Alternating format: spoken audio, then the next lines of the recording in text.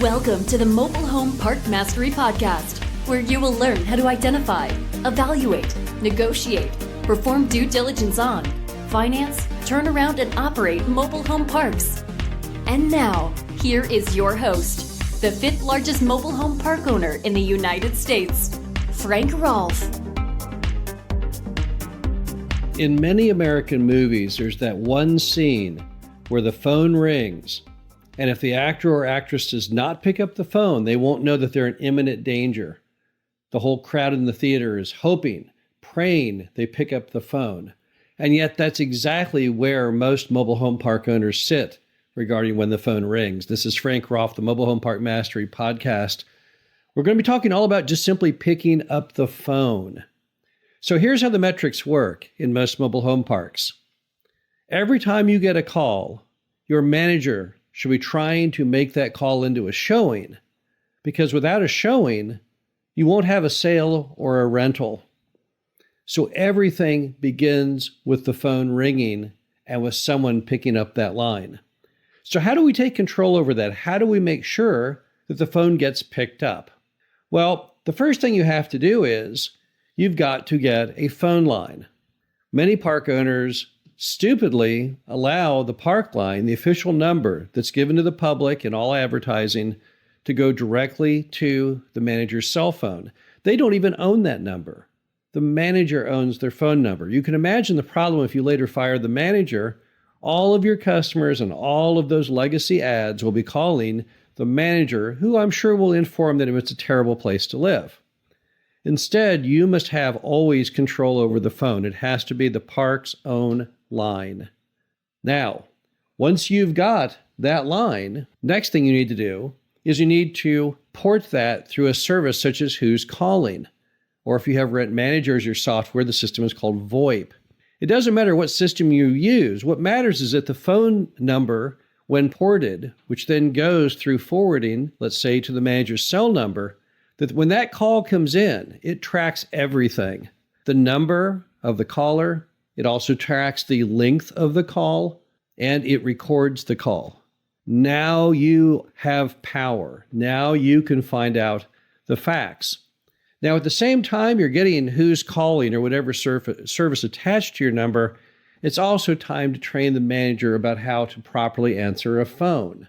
You don't answer the phone at the mobile home park with, hello, or what's up, or huh? No. The correct script should be, it's a great day at the name of the property. How can I help you? It's pretty simple.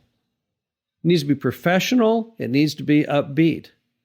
If someone's calling to spend big money, to make a move, to live in your property, I think they deserve kind of a professional phone reception. Next, your manager must be trained. They have to pick up the phone. It can't be optional.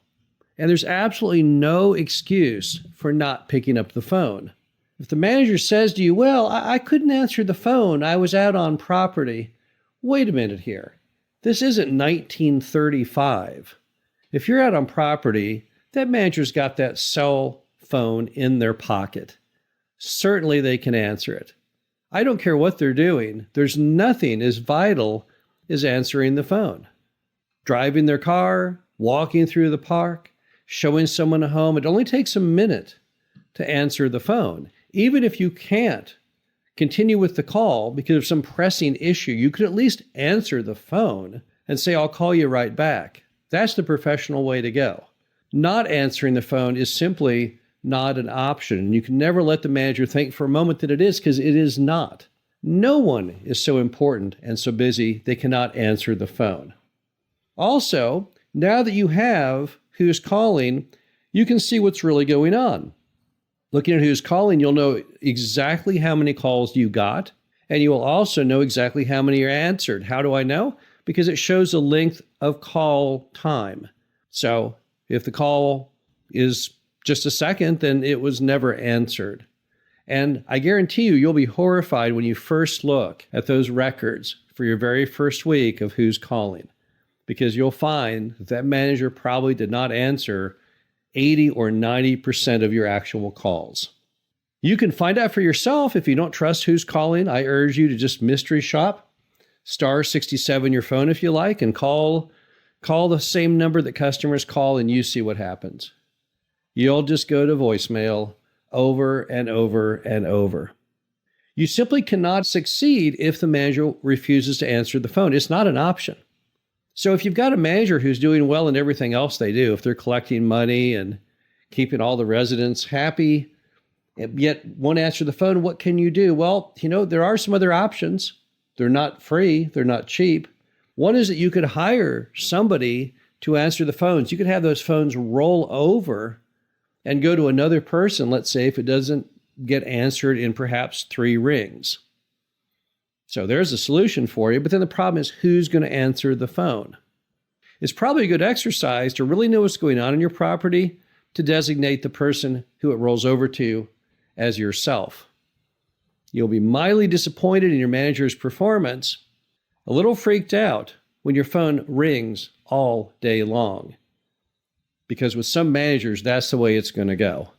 They're not going to answer that phone. It doesn't matter what is going on. If they know someone is going to answer on the rollover, they'll simply let it roll over. Now, another option you have, of course, is to change managers. There's an old saying that's easier to change people than to change people. If your manager displays a habit where they refuse to answer the phone on a consistent basis, you know that your business will never survive this. So you have to do something. And if you can't afford to have someone act as the rollover person, and you yourself can't be the rollover person, then you've got to change the person who's the primary receiver of those calls. And you'll have to make a manager change. Another option you would have, if your manager is doing great and everything else, only until such time as you are sold out on homes, you could choose someone else on the property and designate them as your salesperson. That solution works in many occasions. You find someone who's got great sales skills, time on their hand, somebody who can go and open a door and show a home effectively, and you pay them a commission, and they operate independently of your manager. Their only function in the park is to sell, to answer the phone. They don't do anything else. They don't collect money. They don't do anything other than that one sole function. But if you look at the value of filling a lot and selling a home today, that's really not necessarily a bad thing to have someone who's better, more attuned, more of a people person in the role of selling and renting those homes than leaving it to your manager who, well, they just won't ever answer the phone. Now, there's a simple metric typically to sales and rentals, which is you'll need 3 calls to get a showing and 3 showings to make a sale or rental. And when we've looked at properties that are not performing based on expectations, when we really focus on that, you're quick to see what the problem is.